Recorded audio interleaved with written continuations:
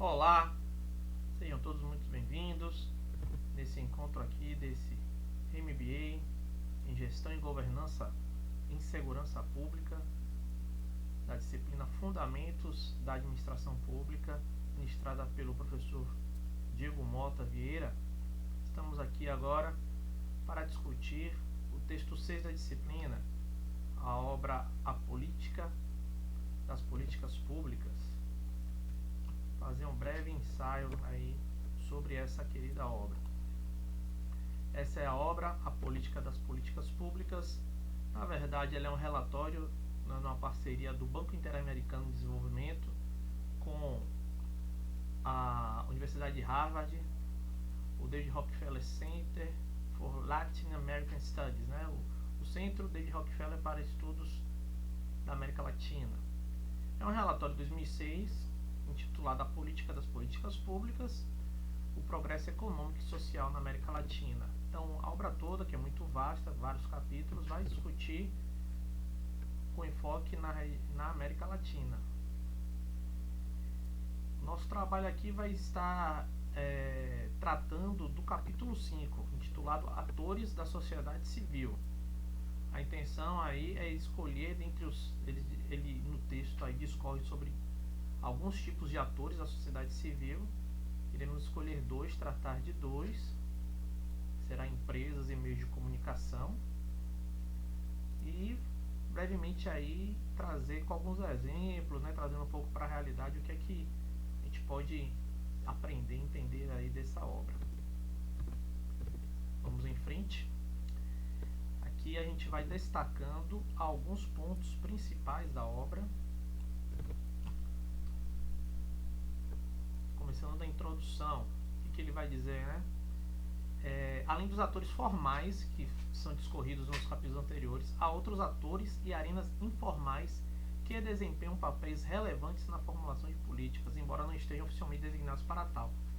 O autor então aí do relatório vai querer dizer que tem personagens aí que ele chama de atores, não são os formais, que vão influenciar na formulação de políticas públicas. Isso é bem interessante. O capítulo trata de 5 atores: empresas, meios de comunicação, sindicatos, movimentos sociais e acadêmicos, movimentos sociais e, por último, os acadêmicos especialistas, chamados atores do conhecimento. Ele ainda faz uma pontuação aí que vai deixar de fora outros atores relevantes que ele não trata por falta de espaço, que é a sociedade civil como um todo, a igreja, empresas multinacionais, organismos internacionais, governos estrangeiros e até forças armadas. Começamos então a falar das empresas. As empresas desempenham um papel fundamental devido aos recursos que possuem e aos meios de influência que utilizam. Esse ponto é um relato da nossa realidade, enfim, porque na sociedade que nós vivemos no mundo capital, é óbvio que aqueles que detêm o capital, que estão ali trabalhando dia a dia, vão de alguma forma influenciar no governo estabelecido, nas políticas públicas. E ele vai exemplificar como associações empresariais, lobby, contribuições de campanha, redes pessoais.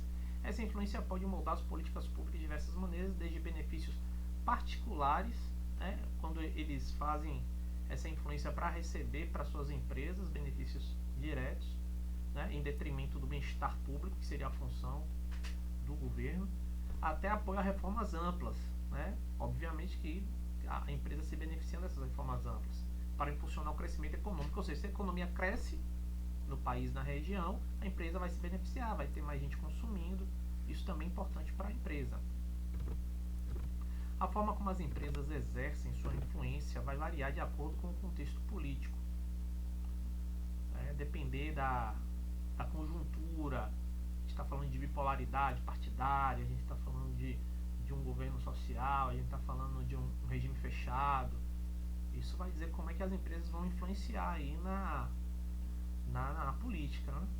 Pode ser moldado por decisões de líderes políticos com nomeações para cargos no governo. Obviamente que a empresa que tem influência, né, bancou campanha de candidatos, vai querer indicar para cargos chaves aí, secretarias, ministérios, né? ou atribuição de papel na formulação de políticas às associações empresariais ou as associações de empresa, né, podem influenciar, podem demandar políticas. A qualidade das políticas públicas pode ser afetada pela abertura e eliminação de oportunidades para diferentes formas de influência das empresas. A qualidade da política depende de como essas empresas estão influenciando. Pode ser que seja algo benéfico a essas políticas públicas, né?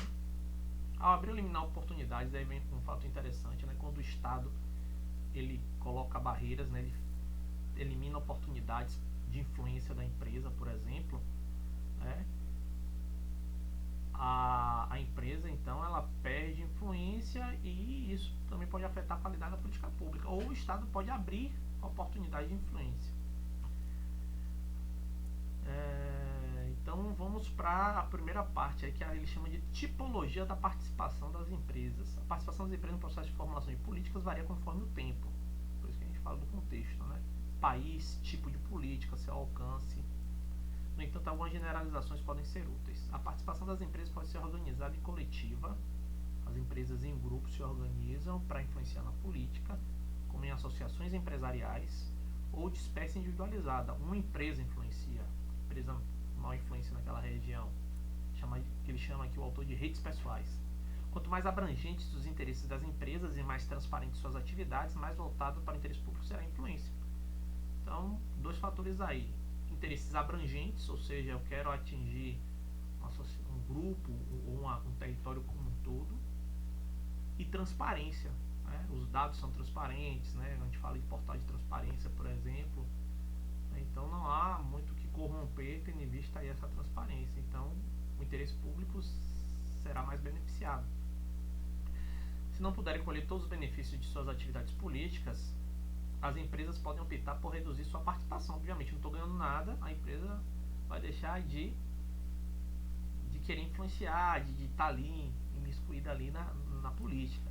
Isso pode levá-las a focar em atividades que gerem benefícios específicos para ela. Então, ela não vai estar diretamente na política, mas indiretamente ela vai usar ali o lobby para contratos ou para resolução de controvérsia. O lobby vai ser aquela influência ali indireta, ali, principalmente na parte do legislativo, por exemplo, né? A capacidade das empresas de se organizar coletivamente e agir com eficiência depende de certas condições, como compartilhamento de interesses similares. Então os grupos, né, de empresas, associações vão depender se há interesses similares, número reduzido de participantes, benefícios ou custos claros impostos pelo Estado, né? Então as empresas, para se reunirem, o que é que eu vou ganhar, quais são nossos interesses para estarmos em conjunto aqui. Sobre formas, as empresas têm diversas formas de participação no processo de formulação de políticas. A escolha da forma pode influenciar a qualidade das políticas. Aqui estão algumas maneiras pelas quais as empresas podem se envolver. Então, quais são as formas? De forma específica, a empresa age individualmente. Quanto mais ampla for sua base de interesses comerciais, menos específica será a sua orientação política. Então, ela não vai adotar nenhuma inclinação direita, esquerda, centro, por exemplo, porque ela está ali de forma abrangente. O que tiver no poder ali, ela vai tentar se beneficiar.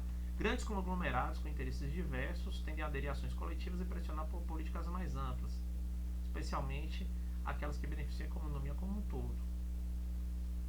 Então, se pensar em grandes conglomerados de empresas, né, são interessantes ali, então ele vai pedir benefícios mais genéricos e acaba a economia alavancando, né? Foi isso que o pessoal desse relatório aí enxergou.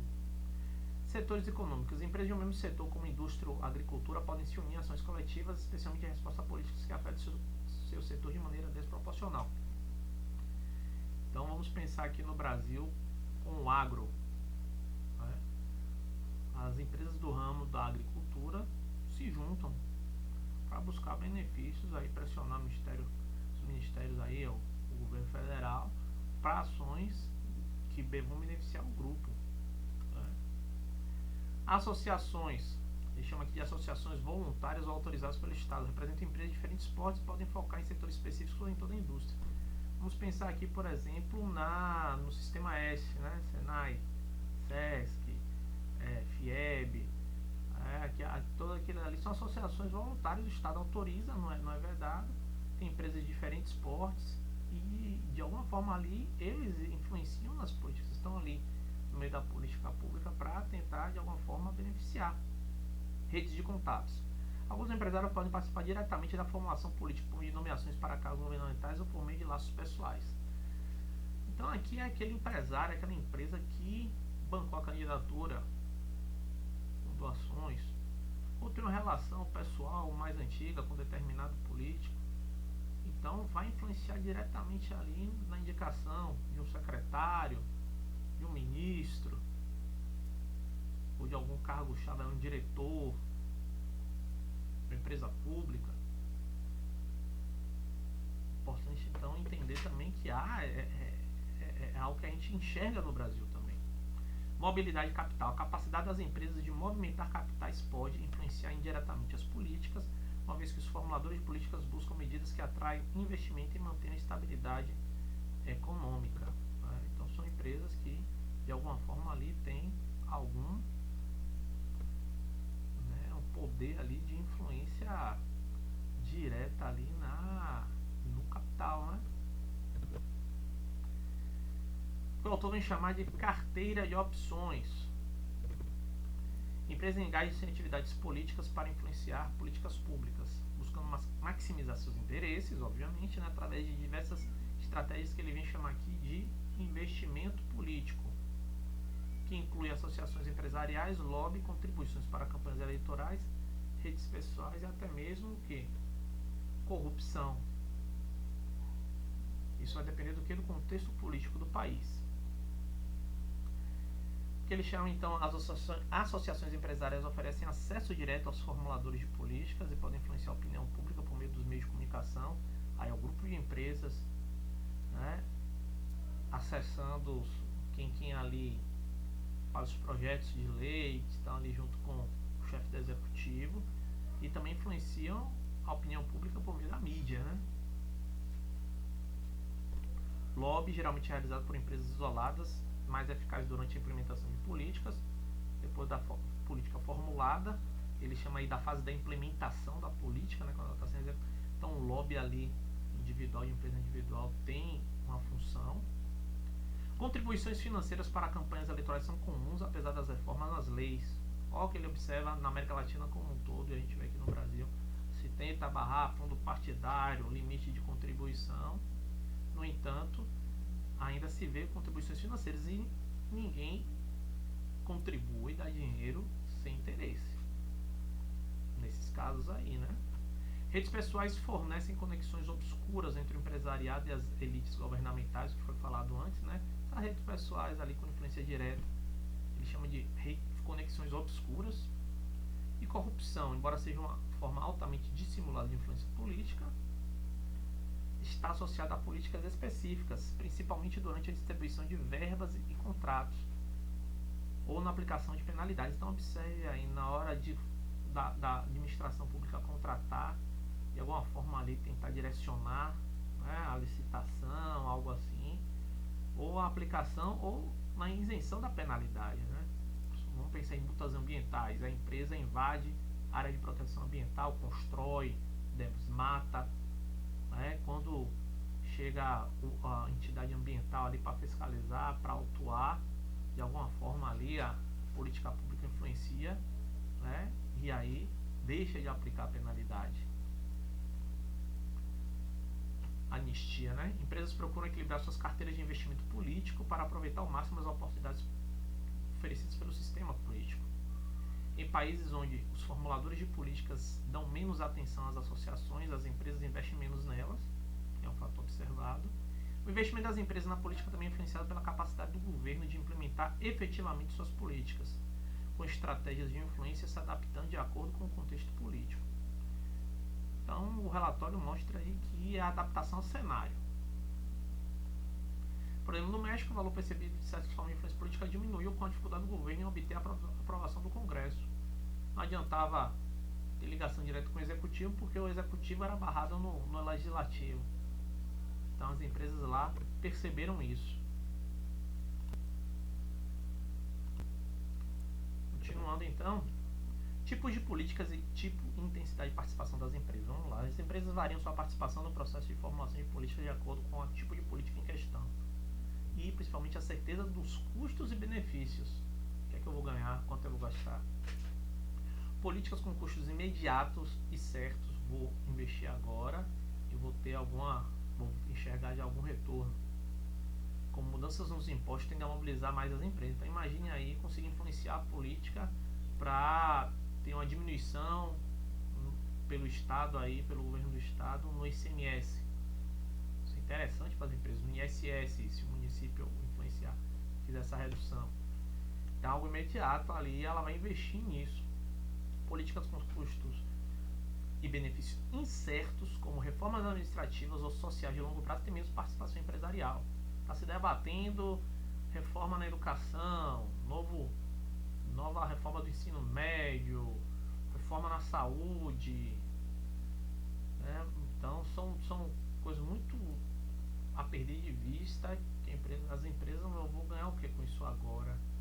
Para que eu vou investir em fazer lobby, tentar aprovar ou não determinada medida? A extensão das políticas também influencia o nível de participação das empresas. Políticas amplas, com mudanças genéricas, generalizadas no imposto da educação, são menos propensas a receber investimento direto das empresas. Algo que é muito genérico, né, não interessa a empresa. As empresas estão mais dispostas a investir intensamente em políticas mais restritas que afetam diretamente seus interesses no curto prazo. Por exemplo, privatização de setores específicos pode motivar uma resposta mais ativa das empresas. Privatização, né, Petrobras muito interessada, da Vale do Rio Doce, das telecomunicações quando teve, né?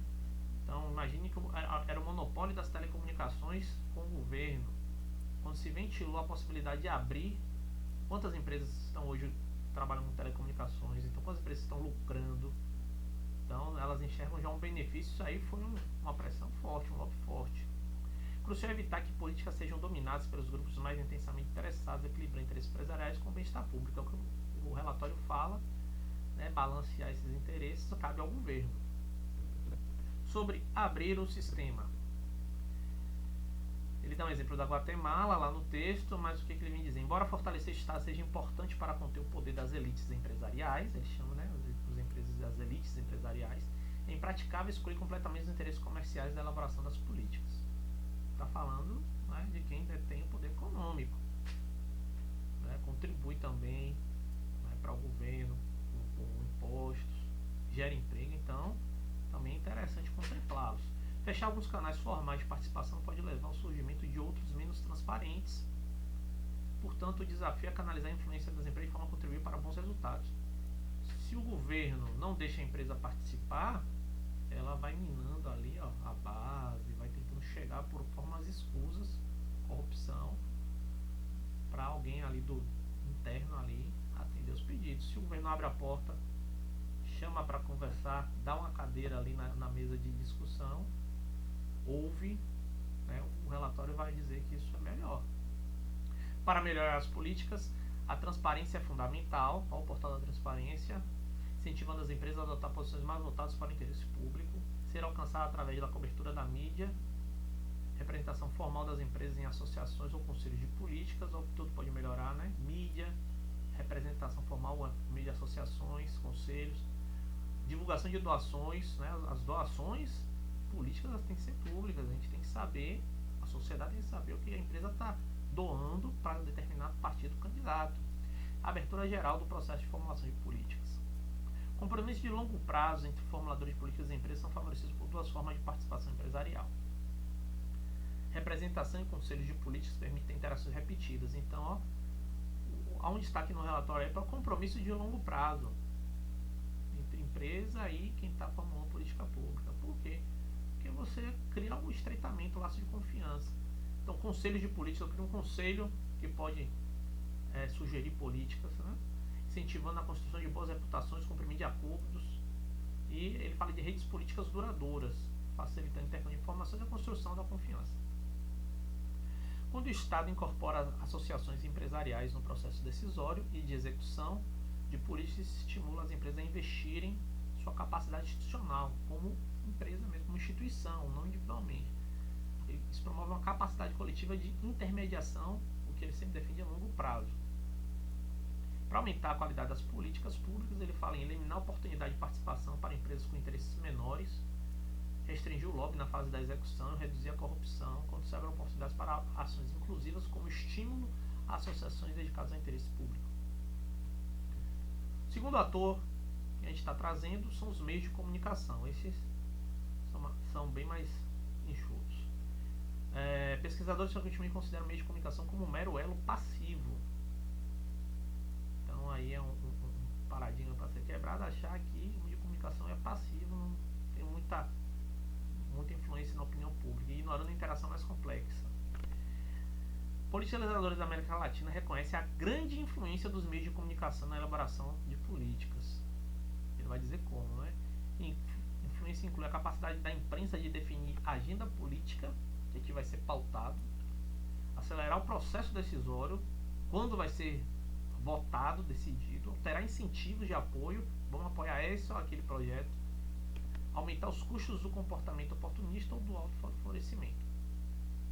Além de reconhecer a influência dos meios de comunicação, políticos e legisladores tomam medidas concretas para influenciar notícias, jornalistas, segmentos de mídia. Isso inclui estratégias como comunicação estratégica, gerenciamento de notícias e cooptação e controle dos meios. Como assim? Comunicação estratégica, né? Ele vai dar para a imprensa, vai passar mensagens que promovam metas políticas específicas, utilizando técnicas de pesquisa. O que é que o meu público quer saber? Então, adaptando essa mensagem ao público-alvo. O público quer uma reforma na Previdência, quer uma reforma no transporte público, né? Então, ele vai fazer a comunicação estratégica dizendo o que o público quer ouvir.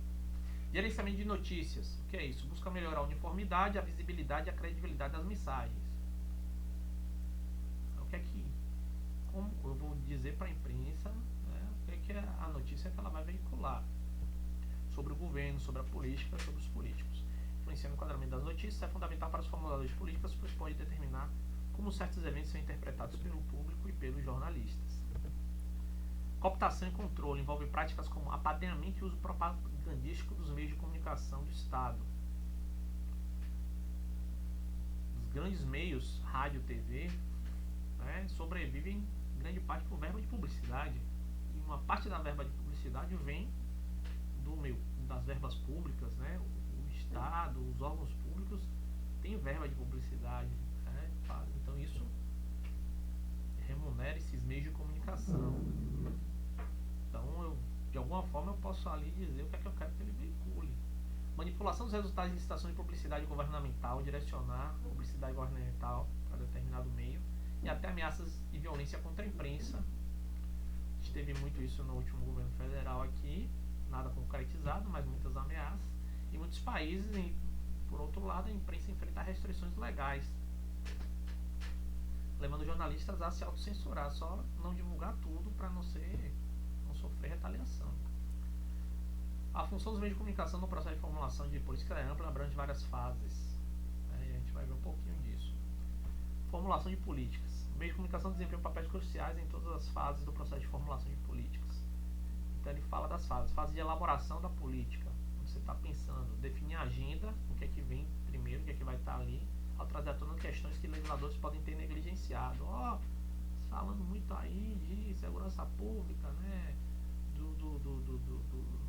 Da criminalização, descriminalização das drogas. Isso aí pode fazer com que essa votação seja apressada, né? Saidinha agora aí dos presos, né? Pode ter, já tem legislação aí, porque a mídia bateu muito nisso. A cobertura intensa e intermitente de questões políticas pode distorcer a percepção da urgência, né? Algo que é urgente pode ficar de lado porque está se tratando de outra coisa, ou ao contrário, tornar algo não tão importante urgente. Induzir os formuladores de políticas a ações rápidas, né, para dar resposta. Durante a formulação de políticas, é outra fase, né? Ali foi a elaboração da política para a formulação. Os meios de comunicação moldam a interpretação pública dos acontecimentos através de enquadramentos específicos. Eles podem também afetar a percepção do público sobre certas opções políticas. O público nem estava tomando atenção para isso, e aí a percepção dele, olha como isso é importante, eles destacando e ignorando aspectos específicos. Depois de formulado, a fase da adoção de políticas. Na hora de de adotar a cobertura midiática pode encorajar o debate público e aumentar os custos do comportamento oportunista dos legisladores. A imprensa pode também agir com grupos de interesse defendendo ou opondo-se a políticas específicas. Se não enxerga algo interessante, a imprensa aí se opõe e o público vai no mesmo ritmo. Durante a implementação das políticas, a cobertura midiática tende a ser esporádica e concentrada em políticas de alto impacto. A imprensa pode desempenhar um papel de guardiães, no caso de corrupção, aumentando a responsabilização. Escândalos revelados pela mídia podem desencadear crise política e mobilizar a opinião pública contra determinadas políticas ou políticos. Observe aí o escândalo do Mensalão, Lava Jato. A cobertura da imprensa foi fator determinante aí para o andamento das investigações ou da criação de leis da ficha limpa, políticas públicas em geral. Implicações para o processo de formulação de políticas. As influências dos meios de comunicação têm várias implicações importantes para a criação de políticas sustentáveis voltadas para o interesse público na América Latina. Então, quais são as implicações? Manter ou impedir a cooperação, cobertura negativa da imprensa sobre políticas impopulares, ou seja, políticas que focalizam os custos das políticas, o aumento do conflito, a possibilidade de corrupção, certo? Isso tudo pode aumentar os incentivos para os legisladores abandonarem pactos de cooperação. Estava se já pensando em determinada linha ali na votação dos legisladores, né? Endurecimento de pena, ou trazer um crime como, né? Um fato para ser votado como crime. Por outro lado, uma cobertura positiva que focaliza os benefícios das políticas pode incentivar a cooperação a longo prazo.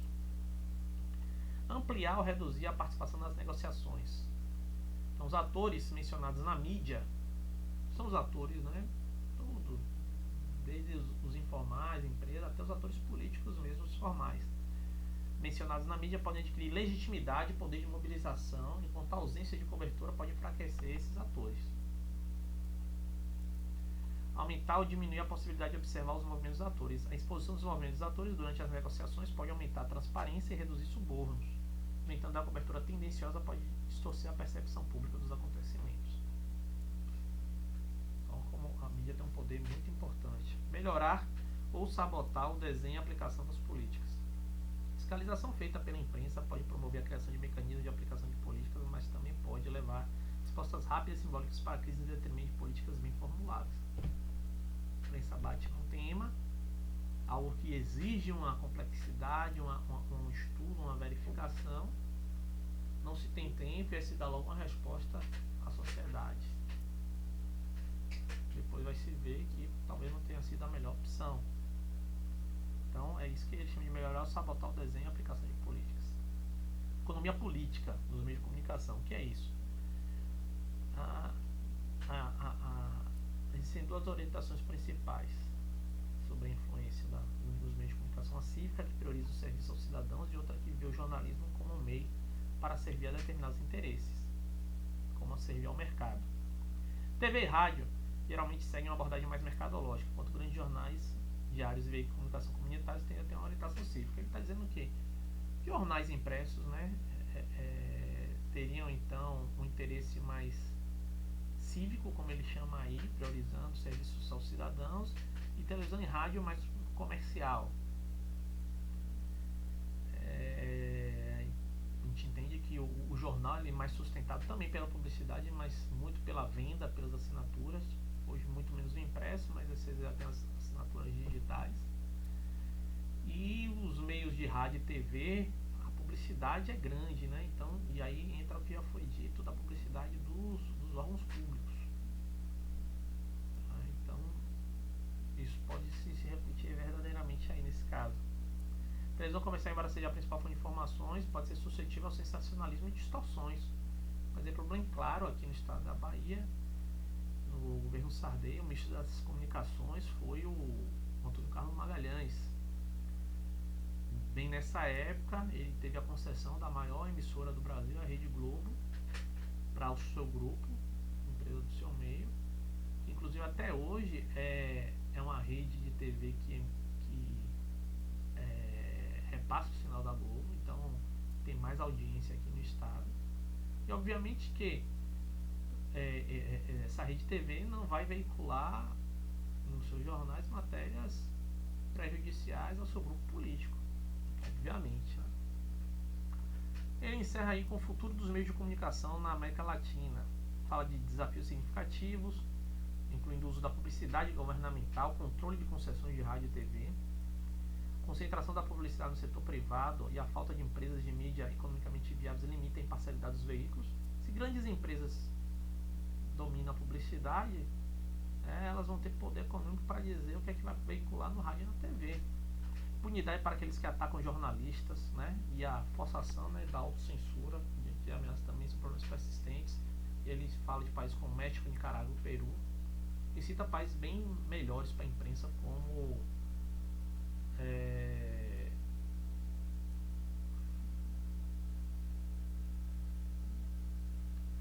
Chile, Costa Rica e Uruguai. Ambientes mais problemáticos, Colômbia, Guatemala e Venezuela. Fala de melhorias em México, Nicarágua e Peru. E locais bem tranquilos, que é Chile, Costa Rica e Uruguai. São considerados os melhores. Então, fechando aí nosso estudo aí, um breve resumo. Atores da sociedade civil são os informais, certo? Existem os papéis dos formais, bem definidos, e alguns podem assumir funções informais, e outros atores informais, como empresas, mídias, sindicatos, movimentos sociais e os movimentos aí dos atores aí acadêmicos, pesquisadores. Sobre as empresas, papel-chave da formulação de políticas devido a recursos, influência via lobby, via associações, via doações, diferentes formas de participação. Ela pode participar de forma coletiva ou forma individual, chamada de redes pessoais, bem perigosas, né?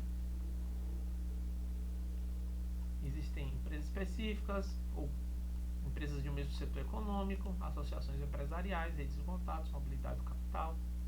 A escolha depende do contexto. Carteira de opções. Engajamento político visa maximizar os interesses da empresa, né? Ela vai investir na política ali para maximizar seus interesses. As estratégias variam conforme o contexto político e as oportunidades. Implicações e recomendações. Transparência, inclusão e orientação para o interesse público são fundamentais para reduzir os riscos. Participação equilibrada e compromissos de longo prazo favorecem boas políticas. Sobre os meios de comunicação, eles influenciam na agenda política, na interpretação de eventos, tomada de decisões. O enquadramento das questões políticas molda a percepção do público. Atuação no processo de formulação. Eles definem a agenda, modo de intervenção, influenciam o debate político, fiscalizam políticas, né? Os meios de comunicação, a mídia. Podem promover ou prejudicar a cooperação, a participação e a transparência.